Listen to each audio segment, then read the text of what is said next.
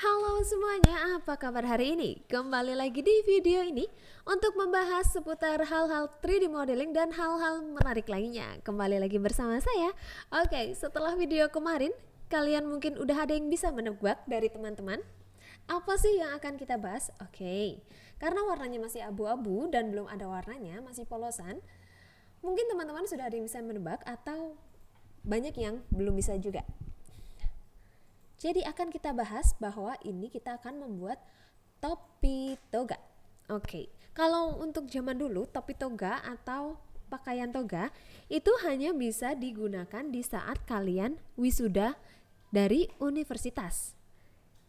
Tapi kalau sekarang dari TK, SMP, SMA, dan universitas juga memakai toga. Dan saya suka gemes sendiri kalau melihat anak-anak kecil dengan muka polosnya berpose di depan kamera memakai topi toga dan pakaian toga yang hitam-hitam dengan kalung yang bentuknya seperti medali seperti itu.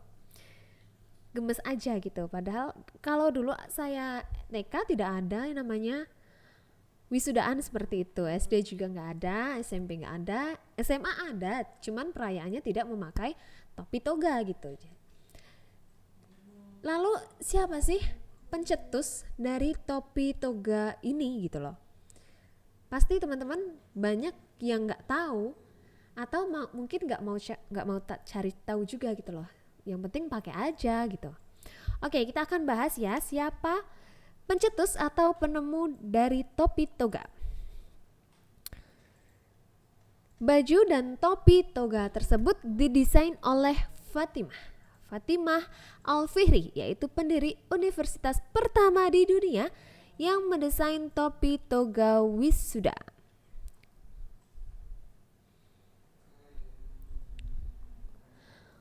Fatimah muda ingin siapapun yang menggunakannya saat wisuda, pikirannya akan ingat selalu pada Baitullah atau Ka'bah yang berbentuk kotak dan berwarna hitam gitu loh. Jadi dulu Fatimah muda ini bermigrasi dengan ayahnya yang bernama Muhammad Al-Fahri dan saudarinya Maryam dari Al-Kairawan atau Al-Kairawan di Tunisia ke Fez di Maroko. Fez sendiri kini ditakdirkan menjadi Athena Islam.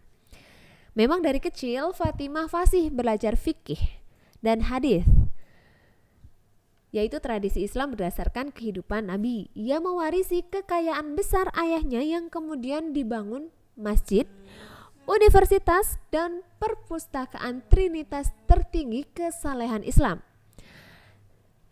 Maryam, saudara perempuannya yang mensponsori Masjid Al-Andalus yang juga berada di Fez. Fatimah memang memiliki kecerdasan visioner dan arsitektur yang dibimbing oleh hati yang murah hati dan pikiran yang cerdas. Jadi memang si Fatimah ini dari kecil sudah banyak ilmunya ya, sudah pintar gitu. Jadi pada umumnya kan orang cenderung bahwa Islam tidak pernah mengizinkan perempuan menghadiri kelas-kelas di madrasah yang didirikan pada awal abad 9 ya. Padahal sebenarnya wanita muslim sangat aktif dalam studi skolastik. Sebut saja salah satu istri Nabi Muhammad SAW yaitu Aisyah yang merupakan ahli hukum Islam di masanya. Dia juga terlibat dalam sejumlah peristiwa politik setelah kematian Khalifah ketiga yaitu Utsman bin Affan. Bahkan Aisyah adalah sumber banyak hadis berkat kecerdasan dan ingatannya.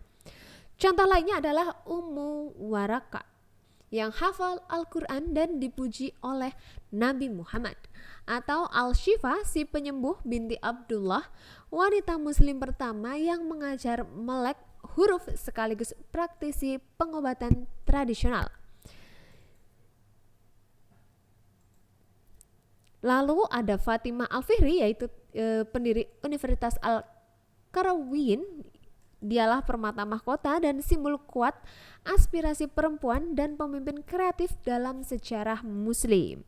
Hebatnya lagi nih ya, universitas yang didirikan pada 859 atau 100 tahun sebelum pendirian Al-Azhar di Kairo, Mesir, dan terletak di Medina Tua Fez, Maroko ini diakui oleh Guinness Book of World Record sebagai lembaga tertua di dunia yang beroperasi sebagai universitas pemberi gelar akademik.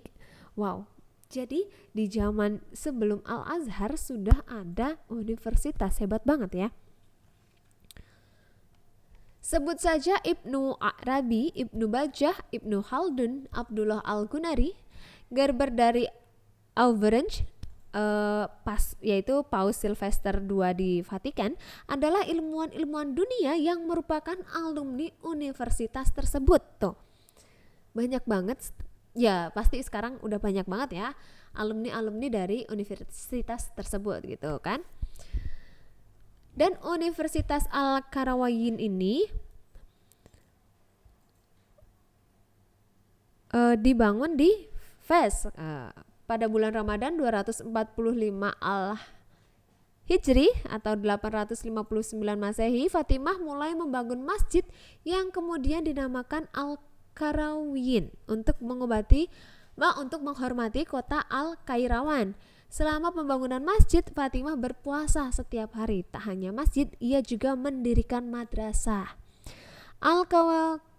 Al-Qarawiyyin agak susah teman-teman penyebutan namanya. Lebih maju dari zamannya. Jika Cambridge memiliki Newton yang mengubah dunia, Al-Qarawiyyin juga memiliki dua ikon yang mengubah dunia mereka. Jadi kurikulum awal difokuskan pada ilmu-ilmu agama dan kemudian mencakup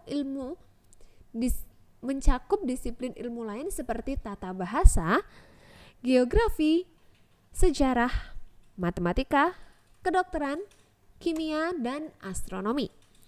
Universitas Al-Qarawiyyin memainkan peran utama dalam hubungan budaya dan akademik antara dunia Islam dan Eropa.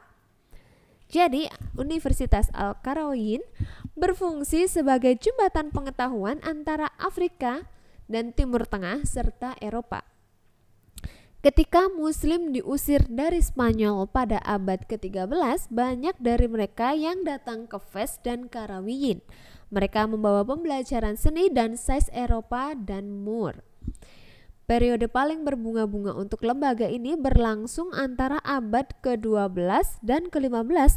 Ketika itu dilindungi secara mewah oleh Almohades dan Merinids. Nah, itu tadi sedikit sejarah dari Universitas Al-Qarawiyyin. Ternyata hebat banget ya untuk seorang perempuan muda bernama Fatimah yang sudah mengemban ilmu dan bisa mengingatnya dari kecil hingga dewasa dan bisa membangun sebuah universitas yang berasal dari masjid. Awalnya masjid, kemudian mendirikan madrasah. Di situ mengenyam pendidikan agama, lalu pendidikan akademik lainnya ditambahkan juga gitu ya.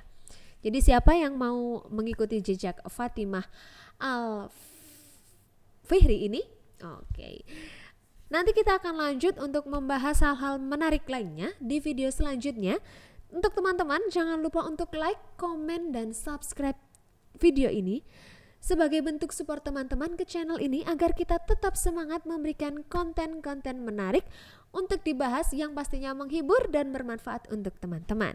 Sampai jumpa lagi di video selanjutnya. Bye-bye.